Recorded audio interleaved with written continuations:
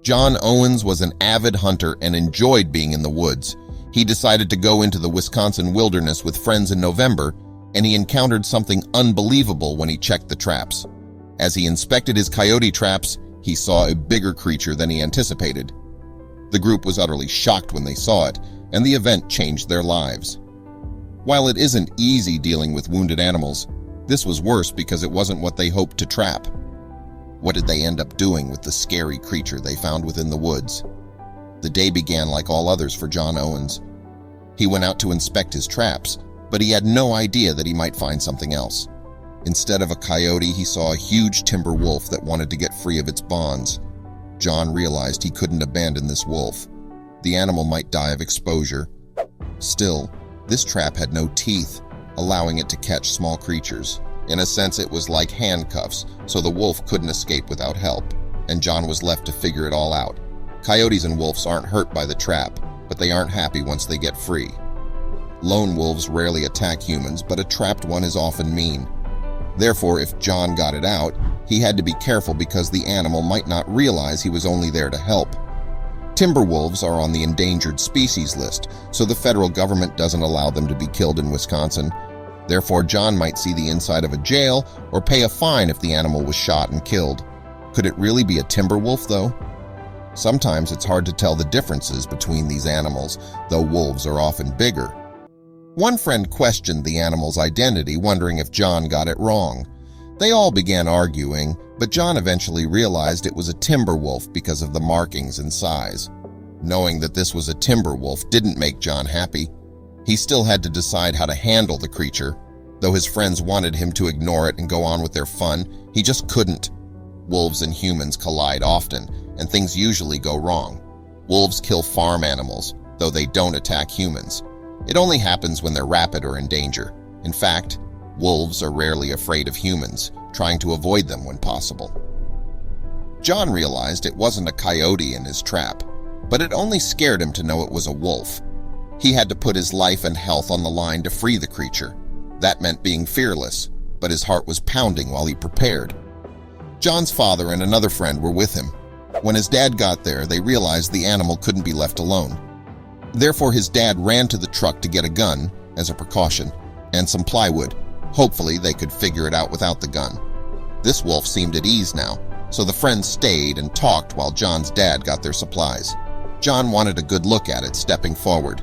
However, he knew there could be no mistakes if they wanted to free the wolf fast. A little time had passed since they found the wolf, but it seemed like an eternity to John. He couldn't be patient and calm because it wasn't your average hunting problem. Overall, he knew it wasn't likely to be easy, which is why the plywood and gun were needed. When his dad returned, John put the plan in motion. He picked up the plywood, using it as his shield. While all that happened, his friend filmed everything. His dad was also available to fire the gun if the wolf decided to attack. They were prepared but scared. John didn't feel comfortable that his dad had the rifle because he could still die before the shot rang out. The wolf could flee or attack when freed, and they couldn't predict what he might do. John inched closer and closer all the while. His dad was a reassuring sight for him. If the animal jumped, the rifle could stop him. However, there was no time like the present. John looked at his friend for moral support, deciding that now was when the action started. The plywood had a notch in it, so they wanted to put that past the wolf's grasp. From there, they could lower the wood over his paw. Overall, the notch was a perfect fit, but the wolf didn't like it and started biting at the wood, ready to strike them down. John had been on many hunting trips, so he understood wild animals. However, this was a new experience. He wondered if the plywood might hold after the wolf was free. Otherwise, it might jump on him and end his life. On previous trips, John saw many fascinating creatures. He had witnessed a Canadian lynx and was shocked at its sheer size. Both the lynx and wolf avoid humans when possible. Therefore, it had probably been caught hunting when John happened by. Bobcats and lynxes have many similarities, and John was lucky enough to catch both. Often, bobcats don't come into contact with humans unless they're rabid or sick. Therefore, they behave badly and like to eat small animals.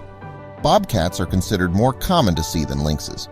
However, they are both very shy, and humans confuse the two. Just check the ears to be sure. Lynxes have furry ones with tufts inside, but a bobcat has shorter hair. They each have distinct tails too. It tends to be easy to move smaller animals, such as coyotes and raccoons.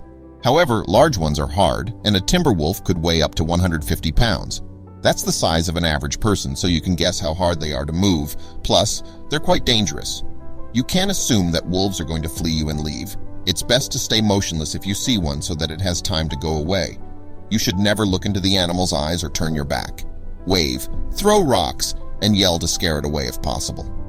Now, it was time to release the poor wolf, and John prepared himself. He could live or die, and there was only a flimsy piece of plywood that separated the beast from himself. The wolf actually hated the plywood, biting at it. John set up the trap and tried to be careful. Finally, John freed the wolf's paw from the trap. It took one moment for it to spin and fly away. The three men were happy because the wolf was free, but John was still safe. They were congratulating each other when they remembered the video recording. His friend had taped the entire event, so they viewed the video to see it all unfold once again. The wolf looked at John for a brief moment before running back to the woods.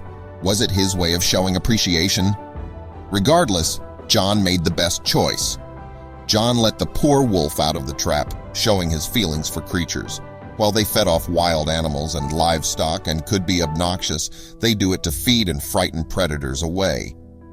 John knew that wolves sometimes attacked domestics, but he was also in the wolf's territory right now. Why do people find it hard to keep wolves away from their farms? Fences aren't enough because the creatures can dig and jump, plus there is too much open space to fence it all in. In fact, wolves are very smart and can jump up to 6 feet in the air. John was a trapper and used baited animal traps to attract creatures. Urine and food are excellent for coyotes, with meat and dog food being the most popular. However, wolves also get attracted to such bait, smelling it for many miles. John had been trying to catch coyotes so that they couldn't harm pets and farms nearby. However, he sometimes caught other creatures than what he meant to. For example, he once caught a red fox, using plywood to free that animal too. You can probably bet that John's caught almost every animal in the wild. Sometimes smaller creatures are the most aggressive. One time he caught an American badger, and they can fight black bears. John was very cautious that day because they're fearless and dangerous. Badgers kill pets, cause harm to other animals, and destroy farms. They tend to have a bad odor about them, claws and sharp teeth. However, they were common in Wisconsin, and John realized their meanness. Trappers use special traps to keep the badger populations controlled. Do you ever think about animal trapping yourself? You need a hunting license to do it, even if you're protecting your property from destruction or doing it for fun. Plus, you must be cautious so that your hand or foot doesn't get caught in your trap. Fake fur is highly popular now, so you may wonder why there is still the trapping industry. Such animals get hunted for other things than their fur. People can use the entire body, with the carcass being compost or bait. Fur trapping and trading have occurred since the 1700s. Trappers ultimately went east to make money by selling their wares. Plus, everyone wants something different and unique. Because the West had been overrun by creatures, it was a huge deal. Most trappers had found strange things in the traps.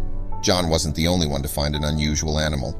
Once, a trapper found 2 baby pigs, so it was a double whammy. They had been destroying crops and gardens and needed to be stopped. Though small animals can be aggravating, large animals are very bad. Somehow, one enraged and violent bear got stuck in a coyote trap set by trappers. They had to free this enormous animal, and they had a similar experience as John. You probably already know that skunks stink, emitting a nasty odor when they're trapped or scared. Trappers often know they caught one before they reach the trap's location. In fact, people and animals can detect the spray's smell from many miles away. These creatures also have sharp teeth claws. Once someone caught a bald eagle in their coyote trap. A hiker found the big bird in the Alaskan woods. She snapped some photos and then released the poor bird. However, she still got in trouble because she tampered with someone's trap, getting a $500 fine. Still, she wasn't required to pay it because of her heroics. Eagles are dangerous, and one of them surprised a beautiful Sika deer. In fact, the deer was helpless, so the eagle won the day. Though a deer weighs more, it's all about being cunning. The trap's owner found the dead deer after a few hours. Some landowners like to use night vision goggles to see what's happening on their properties. One person noticed that his bird feeder was always empty, wondering what got inside. Finally, he learned that a hog and raccoon were eating the corn. One time, A deer was walking in the woods and got attacked by a flying squirrel. No one knows what that squirrel was doing, but the deer was ambushed successfully